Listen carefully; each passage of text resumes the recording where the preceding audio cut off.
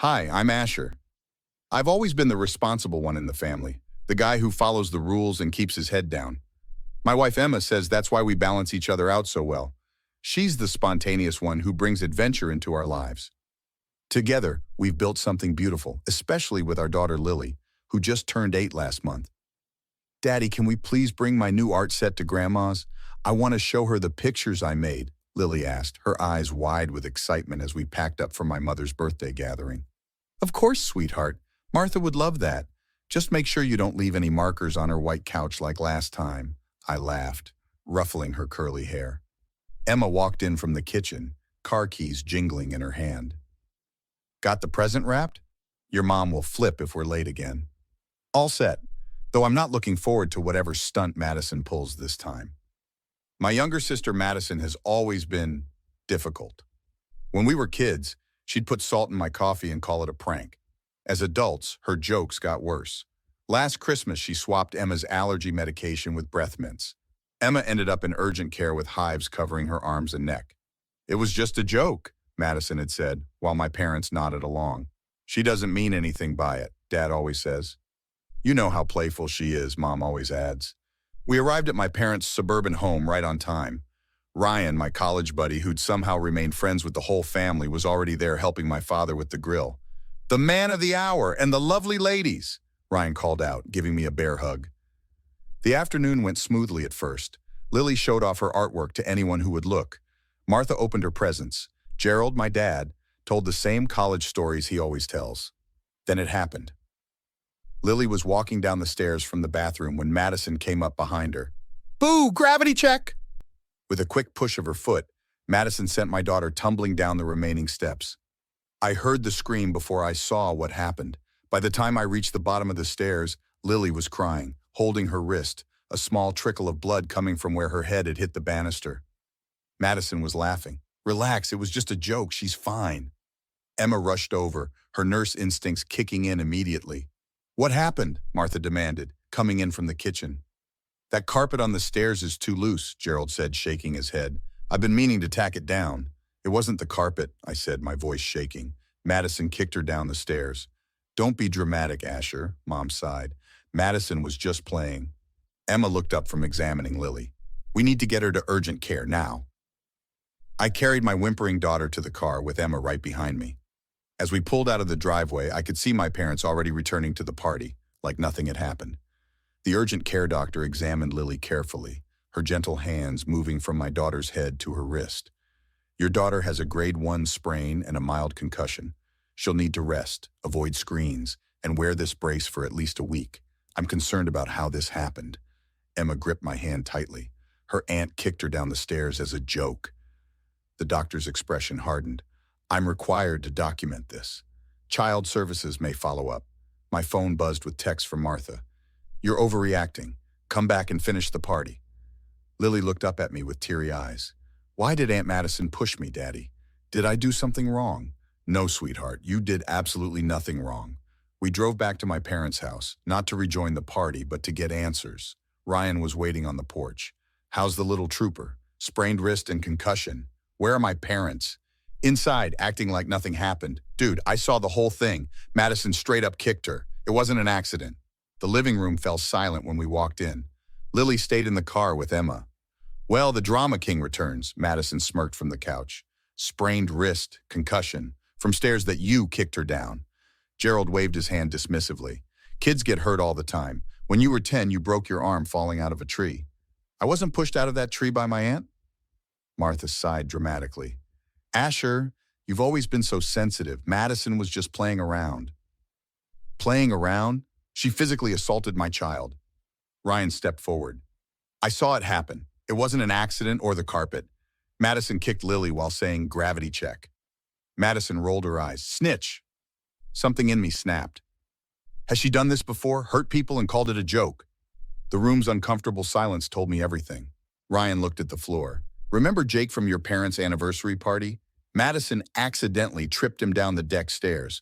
Broke his collarbone. That was different, Martha insisted. And Cousin Sarah's allergic reaction at Thanksgiving? Ryan continued. Madison knew about her peanut allergy. Gerald stood up. Now you're just piling on. Madison makes mistakes like everyone else. Mistakes?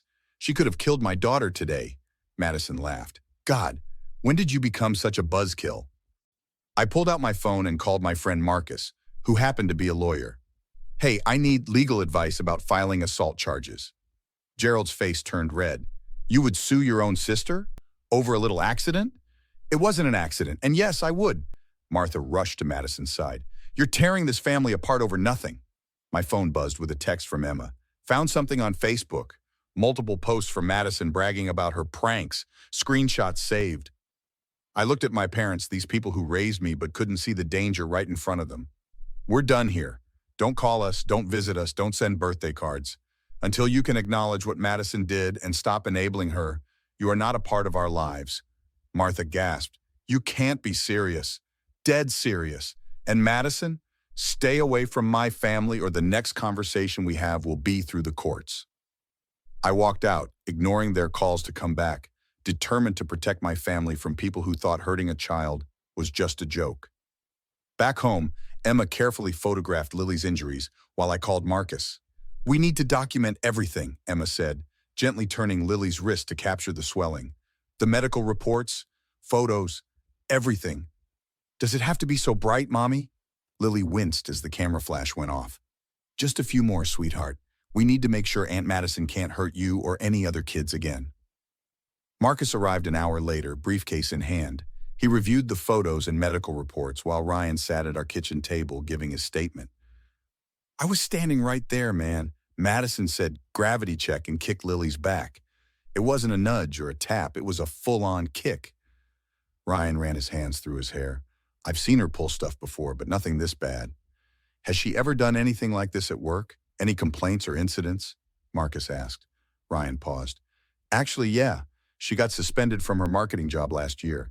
Something about putting laxatives in her manager's coffee.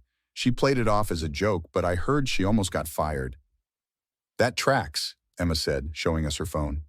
Look what I found on social media. She scrolled through screenshots of Madison's posts.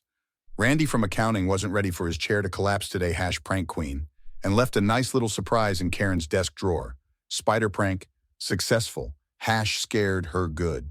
Holy shit, I muttered. She's bragging about this stuff. Marcus adjusted his glasses.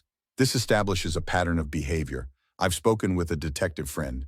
Given the victim is a minor, we have options. What's the plan? I asked. First, we file a police report. Then we confront your parents with all the evidence. Maybe seeing it all together will wake them up. 2 days later, we sat in my parents' living room, folders of evidence on the coffee table. Lily was staying with a friend. This is ridiculous, Gerald huffed. You're blowing this way out of proportion. Is this out of proportion? I slid the medical report across the table. Or this?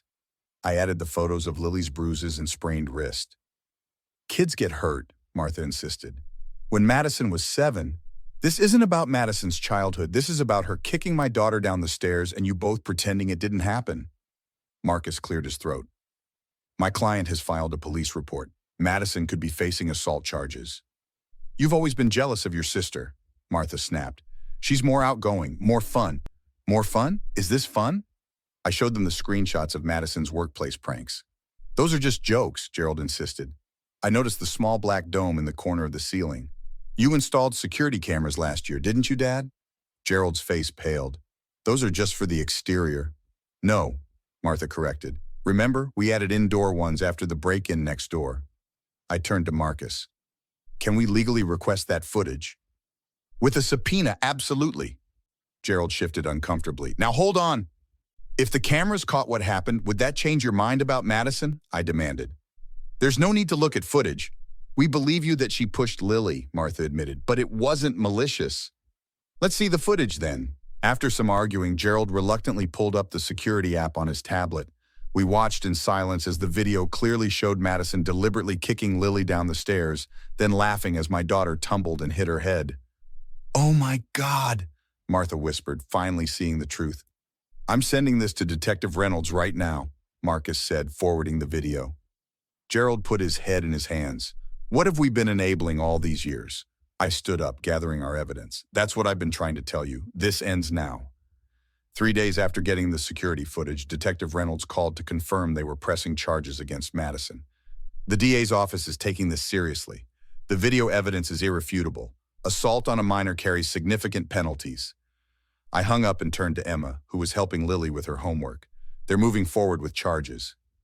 Good. Actions have consequences, Emma said, squeezing Lily's shoulder gently.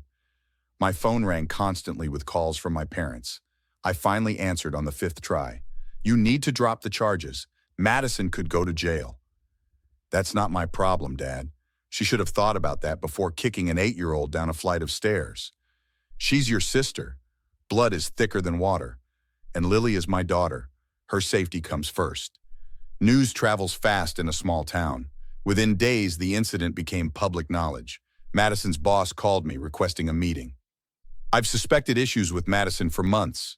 3 employees have filed harassment complaints about her pranks. I need to see that footage. The courtroom was cold the day of Madison's hearing. She didn't look like the confident prankster anymore, sitting beside her attorney with puffy eyes.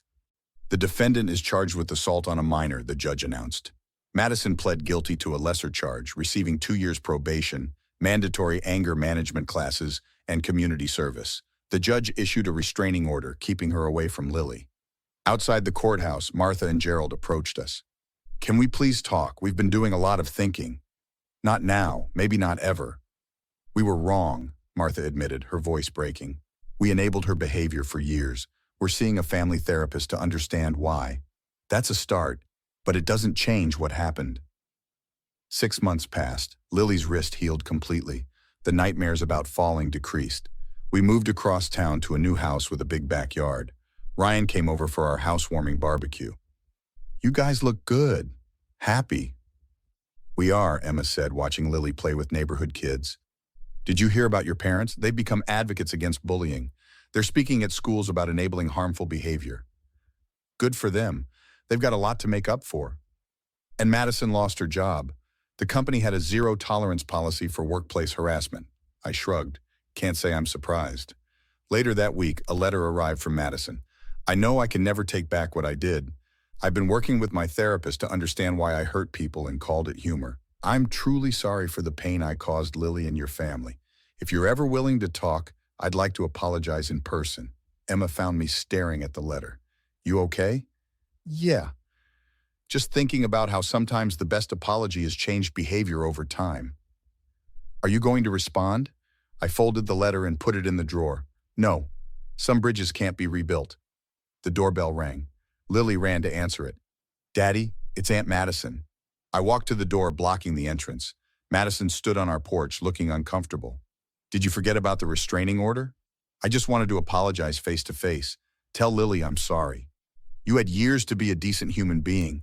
You don't get to ease your conscience now just because you feel bad. But I've changed. I'm doing the work.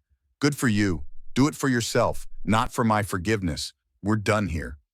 I closed the door and turned to see Lily watching me. Why was she here? Sometimes people who hurt us want us to pretend it never happened, but it's okay to protect yourself from people who've hurt you, even if they say they're sorry. Lily nodded thoughtfully. Like when Tommy pushed me at recess and then wanted to be friends again, but I said no? Exactly like that. You get to decide who's in your life. And we decided that we're better off without people who think hurting others is funny. That's the end of Asher's story of standing firm against toxic family members to protect his daughter. What would you have done in Asher's position? Would you have accepted Madison's apology after she completed therapy and showed signs of change? Or do you agree that some bridges should stay burned even when someone claims they've changed? Was Asher's complete rejection of reconciliation justified or too harsh? Share your thoughts in the comments below. I'd love to hear your perspective on where to draw the line with toxic family members.